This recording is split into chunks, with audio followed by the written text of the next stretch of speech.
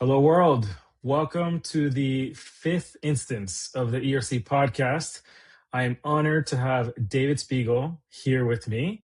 David has, just to recap again on ERC podcast, we help small businesses grow their top line or be more efficient with their operations. David has over 25 years in product experience. He has been twice a director of product at public companies. He's been in the VC space. He's a founder.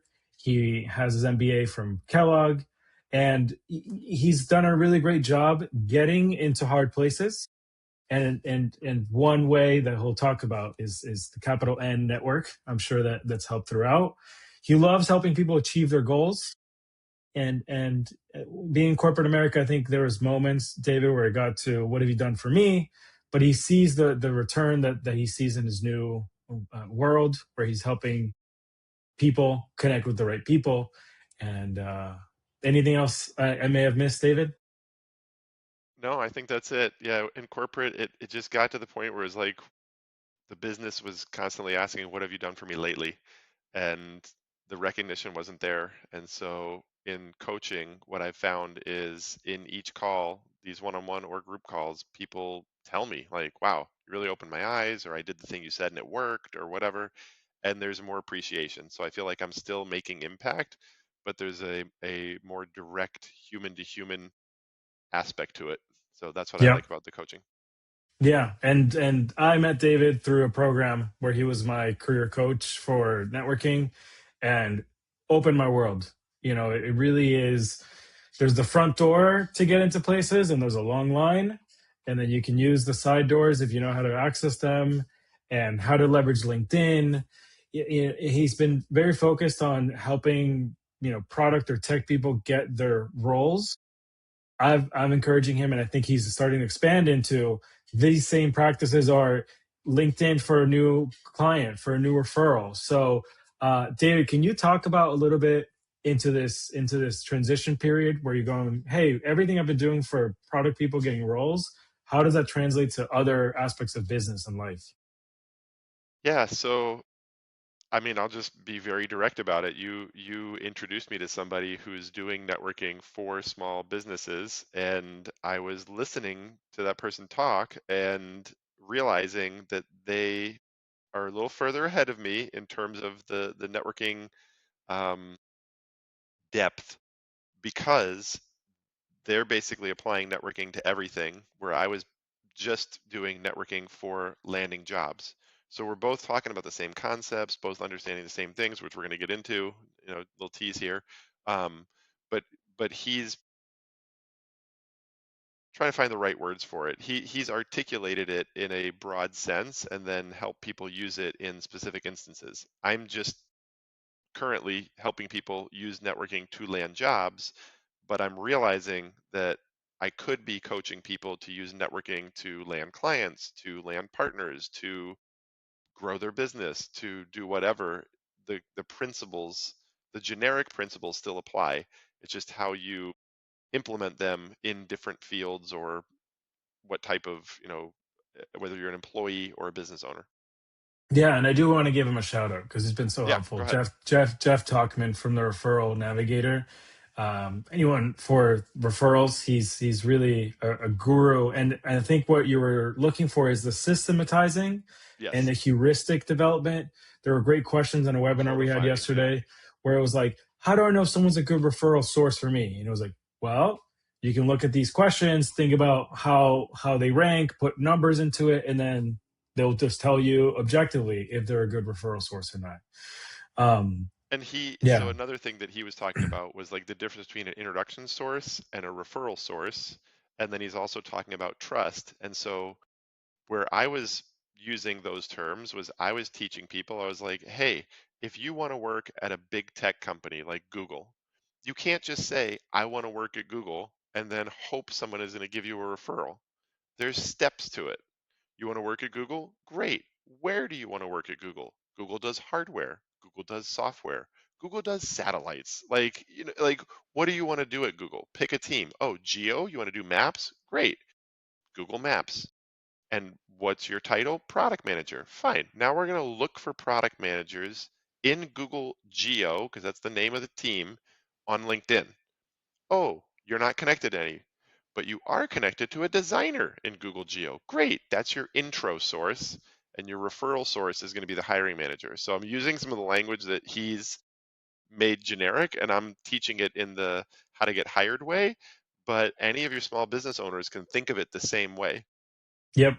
Yep. Another person that you've also brought up, I want to give him credit, is Darreen McKee. So he leverages also a lot of LinkedIn, and you, David, are a power user of LinkedIn. You've got me more into InMail. So something he mentioned was so Darren's saying even a realtor who today in my world, I'm doing in-person networking, chamber of commerce, lots of in-person referrals. Those are great. This will never go away. But Darren is saying, what happens if you know of Janet, who just got relocated to move to Chicago for United Airlines role, and gets a DM, hey, congrats on the move. I'm here if you need me. I'm a realtor in the area. And so how many other realtors are doing that? Not many. You can have a leg up. She's got her head in 16 other places. She hasn't gotten the moment for the realtor. So can you speak a little bit about how that how small business owners can leverage some LinkedIn messaging at least? Okay, speak to how small business owners can leverage LinkedIn messaging. I'm going to make an analogy because I'm going to talk about the how I've taught it to get hired, but how small business owners can use it to grow their business in various ways. So the way I talk about that in the hiring parlance is most people, when they're looking for a new job, think that in order to land interviews, which is the goal at first, right? You want to land a job. In order to land a job, you think, I must land an interview. In order to land an interview, you think, I must submit applications. The problem with this is that when you submit an application, you're getting the leftovers and you're competing with the largest audience. So these concepts, like I'm not going to explain all of them, how they apply to small business, but I'm sure as I'm speaking of these things, small business owners are going to be like, oh, I see what David's saying, and here's how it works for me. So applicants are basically getting the leftover job postings competing with 500 people. And what I teach them is, yeah, sure, you can increase your percentage on that application by applying and then networking to the hiring manager or to the recruiter, the identified people you need. You want to get to them, they're going to help you get the interview. If you can't get them to them directly, you can try LinkedIn cold outreach. But if you do, you need to be a great fit. So spamming applications and then spamming hiring managers and recruiters, if you don't look like a good fit, they're going to ignore you. So first, get your positioning and get your targeting aligned for fit. That's going to increase your chances. Then after you apply, go reach out to the hiring manager and the recruiter directly. Can't reach them directly? Get an intro. Can't get an intro? Get an intro to them. So like, oh, I don't know anybody at Stripe or Google or whatever. Okay, well, who do you know that does? And who's that person that they know at Stripe? Great, you know someone who knows a designer at Stripe. Well, that designer might know the product manager, who's your hiring manager. So it's two Mhm. steps. Okay, Yes, let me make one more point here. So like sure. that's how you just follow up on the application so that you're better than the blind applicants, right? Right? Like the spray and pray spammers. But what would be better than that is you make your target company list and say, I really want to work at these companies. Maybe they're hiring and posting roles, maybe not. You find the people who would hire for your role. So, like, I'm a senior product manager. Who do I find? Directors of product. Okay, I find the directors of product at my target companies, and then I start conversations with them about what? About them. So you asked me about LinkedIn messaging. Most people, they send their LinkedIn messages and it's a wall of text with too much text, too much ask, too big of an ask, too much at once. What I teach people is send messages that are them, you, do. First sentence is something about them. Hey, director of product at Stripe, I see that you're working on payments fraud. That's them. Then something about you. I've also worked on payments fraud. That's actually about them too. So it's about you, but it's another sentence about them. Payments fraud, that's about them. And then do. Let's connect here. Or could I ask you a few questions about AI as it relates to fraud? Be real specific. Don't leave it a blank, like, hey, we both do the same thing. They're going to look at that and be like, yeah, nice, and move on. Ask a question. Let's connect, or can I ask you a few questions? Whatever. They're like, oh, yeah, okay, I know what to do, and they'll do it. But then you find out there's a role on their team. I'm skipping ahead. You start a conversation, you find out there's a role. No one else has applied for it. So to your point about the realtor message, that person's moving. They haven't got the email yet when they change their address. Move.com sends them like all 10 million messages of boxes, packing boxes and moving companies. They haven't got that yet. You just saw the job posting. They haven't moved yet. You're the first realtor that they hear from. Same with this hiring manager. I'm the first product manager that has taken the time to go connect with them. You know what? As a matter of fact, we do have a role coming up. Why don't I tell you about it and see if you're a good fit first? That's what happens. Or they post it in their private Slack channels, then they post it on the job boards. So you want to get in there when the jobs are in their mind or when it's like approved and be first. Then it's yours to lose. And you're not competing with everybody else. It's yours to lose. They're all competing with you. Yep. That's the goal. Yeah. And that's where the messaging comes in. And that's where like the whole concept of like not applying, doing the networking. And that works in small business too. Just like you said with your realtor example. Yep. No, and it's good to kind of backtrack and re-level set patience levels. It's like, guys, you're not gonna. It's not an Amazon checkout. Hi, I'd like a job. Sure, here's that job. It's hello. I think we're in the same space. You put it out there. Are you willing to connect? Not like I used to hear this, David, as a strategy years ago.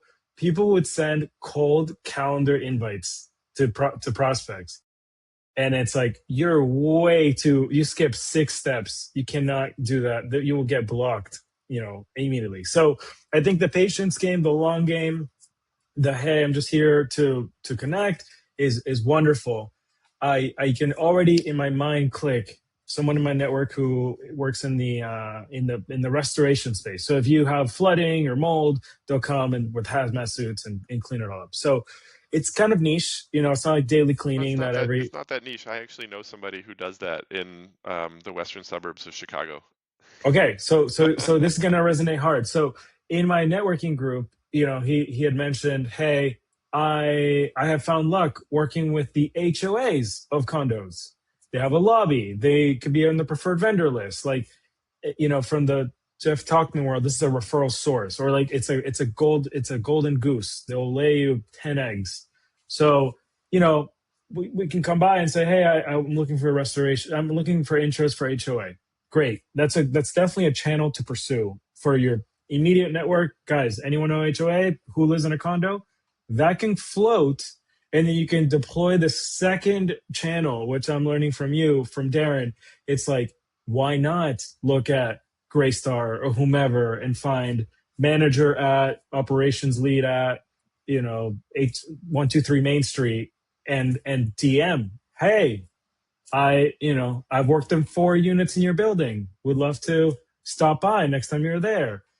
And so I can see this, and I'm excited for you to start, broadening it, because I can see people consuming and learning, and small businesses discovering LinkedIn. I think I it's I constantly think about how things are connected. So even as you're giving me this example, I'm trying to solve the problem, right? So you said HOA for condos. How about the maintenance person? And then there's companies that just do maintenance. Oh yeah, and then there's Airbnbs. So there's not just condos. Condos are units that are purchased, but also there's stuff that are rented.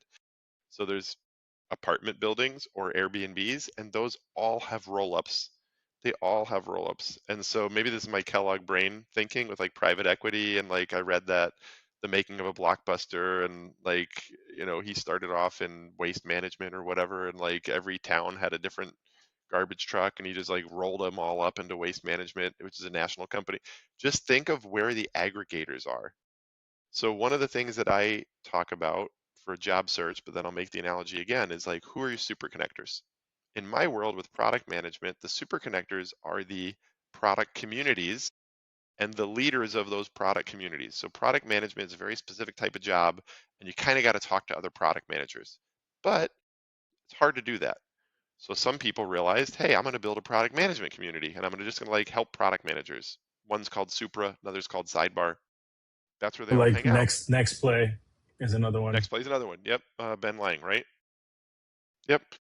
Next play is another one. I gotta add that to the list. Actually, I haven't talked to him enough. I'm okay. Well, that's a good example. Okay, so here I have found the people who run the community piece of Supra, Mark Baselga, of Sidebar, Han Nguyen, and I know about Next Play and Ben. But you know what? I haven't yet talked to Ben. So now I've been engaging in his content, and I'm reminded that that's a third community that I haven't tapped into enough. I'm going to make a note, follow up with Ben, and mention that I talked about him on his podcast, because you know why? That's a them statement. Hey, I was on a podcast talking about networking and your name came up and I was plugging you. Let's talk. He's going to get back to me. Most people, here's their message.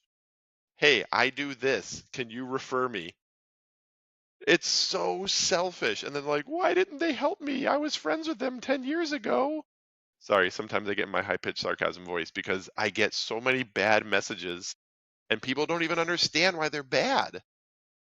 But like, just turn it around and say like, what would I do if I got a message like this? Yeah. No. You And would in a world ignore where you it the get same way that person did. no, there's just too much of that. So yeah, I mean, again, the parallels are so much. You know, you were talking about applications, you're competing with everybody, you're no same thing with like maybe organic search or being listed on a magazine. I mean, again, respecting those venues, those avenues exist and they can help, but you put, you know, the ROI on your time and money is of question. Whereas if you put your, you know, strategy of 10 hours, I'm reaching out to all HOAs, all Airbnb management companies, all, you know, and those give you 10 leads for free, you're messaging for free, then Let's talk about a concept called residual value. And I have okay. like 5 different stories I could tell about this, so I don't want to like be too long-winded, but I'll just explain the concept and then I'll give maybe 1 or 2 stories. So you're talking about, hey, you're a business owner, you have limited resources of time and money. Do you want to run ads or do you want to network? I'll make the analogy to a job seeker who wants to submit applications or network. If you run ads or submit applications, there's very little residual value. When you submit an application to a company, it's either a yes or a no.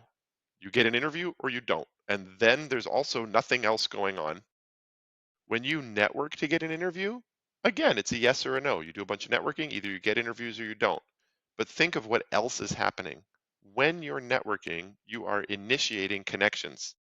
So you're building your network and you're starting conversations. So you're growing your relationships. And will all of those turn into interviews? No. Same as your applications. But you're going to get more interviews from networking and you will have grown your network and built your relationships for more interviews. Why would you spend your time over here? Yep. Like it just doesn't Yeah. make sense. And it's the same thing with ads. You can run ads and you might get a smidgen of brand recognition. So like I'm willing to admit that it's not an exact analogy, but you're not going to get much else beyond the ads. Either somebody sees it and they like it and they click or they don't. That's it. But if you're building networking, maybe you build a new golden goose referral source forever. Yep. Like Yeah. the amount of time and money that you spent on that, take them out to dinner or do whatever that makes them happy, something about them, and then look what they're going to get back to you. Yeah.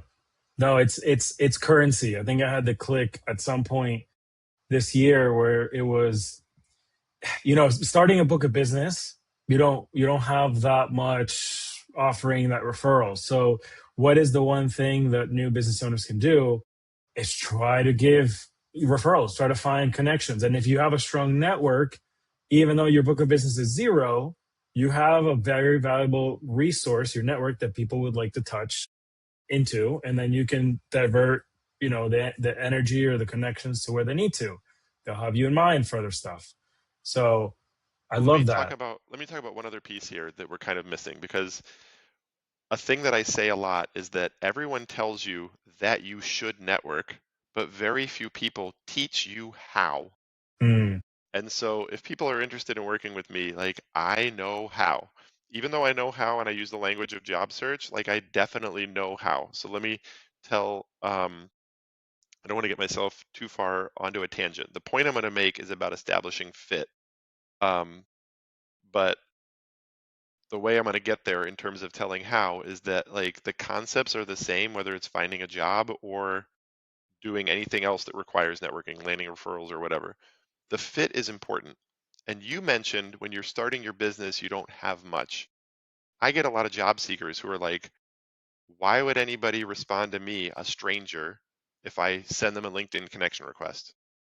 Well, yeah, with your shitty headline, they won't respond to you. But if if you update your headline so that it's very clear and good, and I'll tell you how, then when someone else who would be receptive to that clear and good headline sees it, they will be happy you're there. So if Mm-hmm. I'm a director of, let's go back to that Stripe example of payment fraud at Stripe, I'm just using any example, and I'm on a growing team, whatever, then if some product manager whose headline says reduced fraud at PayPal by 200% or whatever, maybe you can't do that, by X percent, or like zero defects in 10 years, if somebody has that in their headline, I'm just like, wow, I want to know this guy. I'm going to at least hear his pitch. I'm going to accept his connection request and see what he says to me.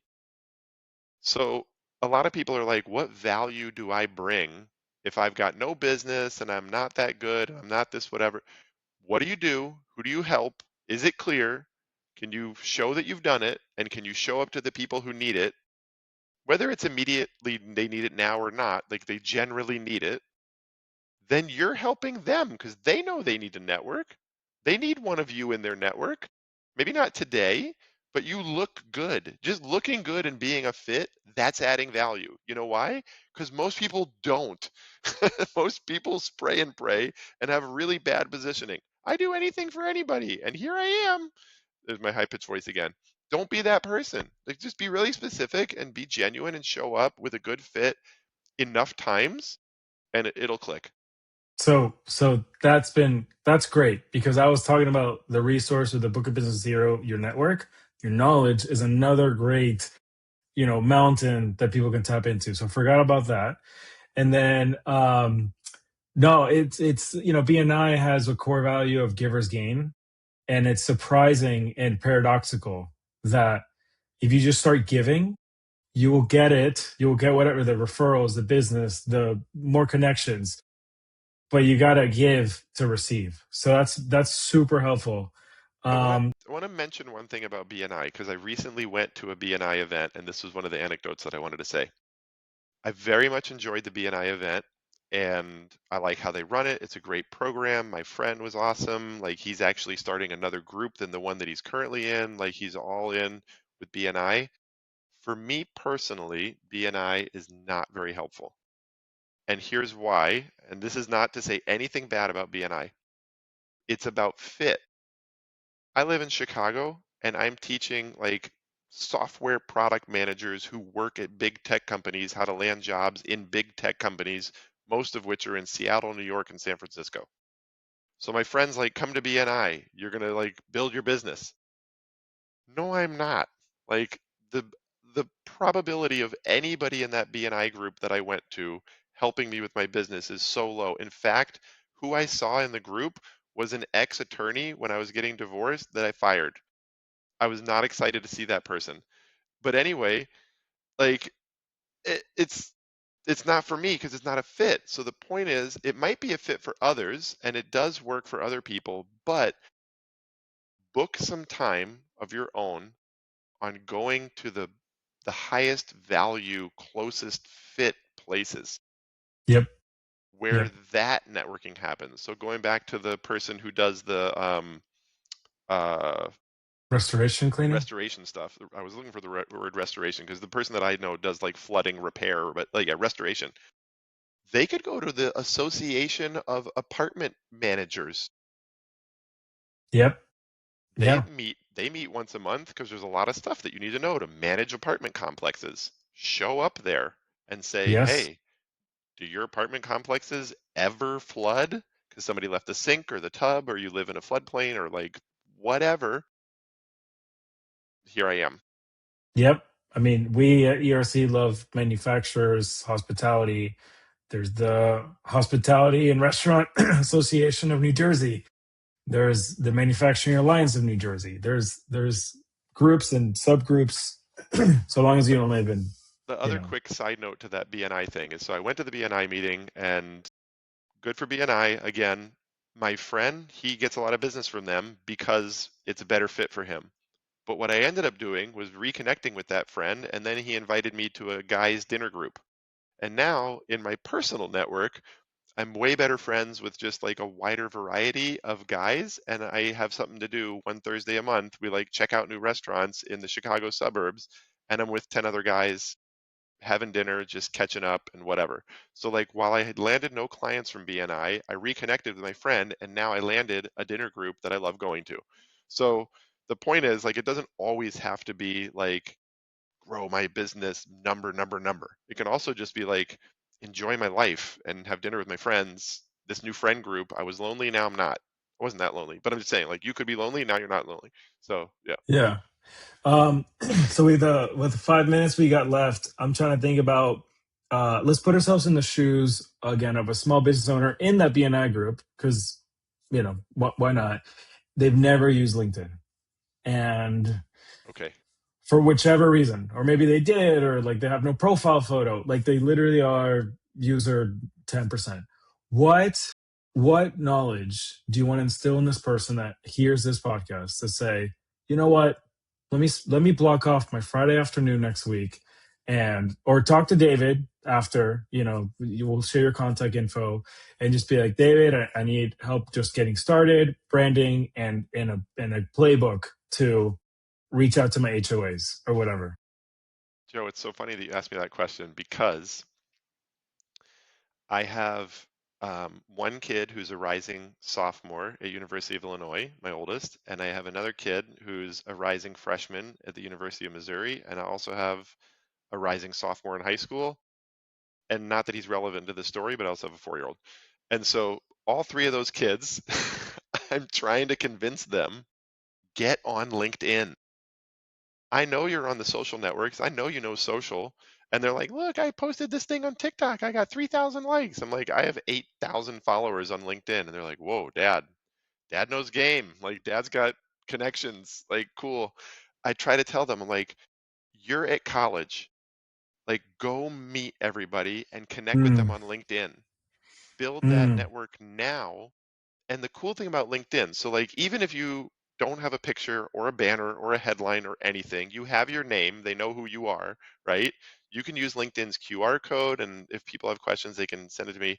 Very easy to connect with people on your phone. It's literally just like putting them next to each other and get connected. And then send a little message, because the first message on your LinkedIn messaging thread, it stays there forever with a date timestamp. So just say how you met. And you can even make it funny. Hey, met outside Joe's in Champaign, right? Like then 10 years from now, when you want to reach back out to that person, be like, hey, we went to Champaign together. We went to UIUC together in Illinois. We met at Joe's. And they're going to be like, oh, yeah, I know that guy.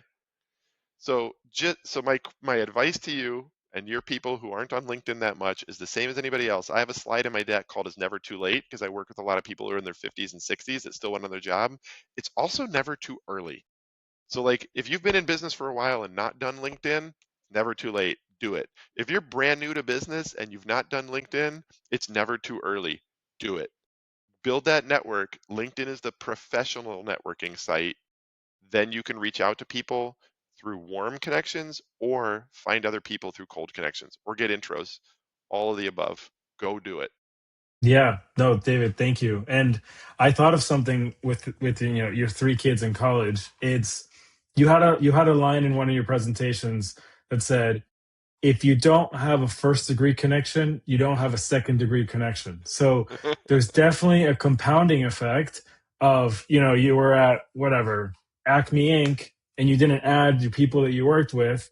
They're now at Stripe and DoorDash or whatever, and they've got their network. So you got to add your first, you'll get a second. And for your kids that are in college, you got their peers from college, their peers from high school, and just that will only compound. They're only going to new places and new, and so that's a great thing to encourage the people of all stages of life. So Quick story on uh, that one. Quick story on that one. yeah, Two quick things. I know we're wrapping up, but I'm gonna make them very brief. One is I tell my clients they should have 100 connections per year of experience and year of school. So if you went to college for 4 years and then you've worked for 4 years, that's 8 times 100. You should have 800 connections. If you're 4 years out of school and you don't have 800 connections, you are at a disadvantage. That's number one. The other thing is you were saying like college, high school, even. My ex-wife in 2001, we lived in Los Angeles. I had just met her and we were dating. She wanted a job in the entertainment industry and she was working part-time. She was doing early childhood education. She was a preschool teacher, okay? But she was working part-time for somebody doing PR and she wanted a job at like Universal, NBC, one of the big studios.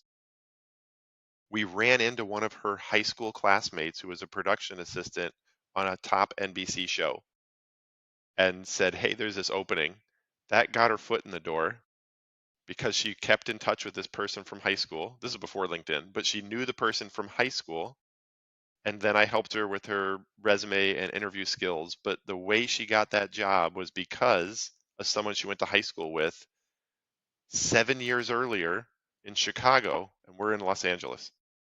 So those things turn into very meaningful things that started her career in entertainment. She didn't continue it, but like she met somebody who's now an executive vice president at NBC Universal, and that was in her peer group at at the role that she got at NBC. We went to the Emmys together.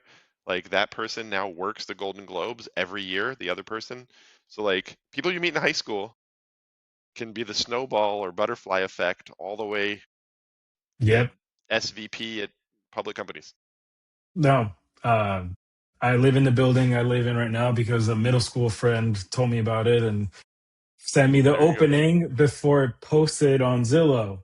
See? So, You want to so get in there there's first. That's the key. full circle. David, I want people to know where to find you. What do you offer?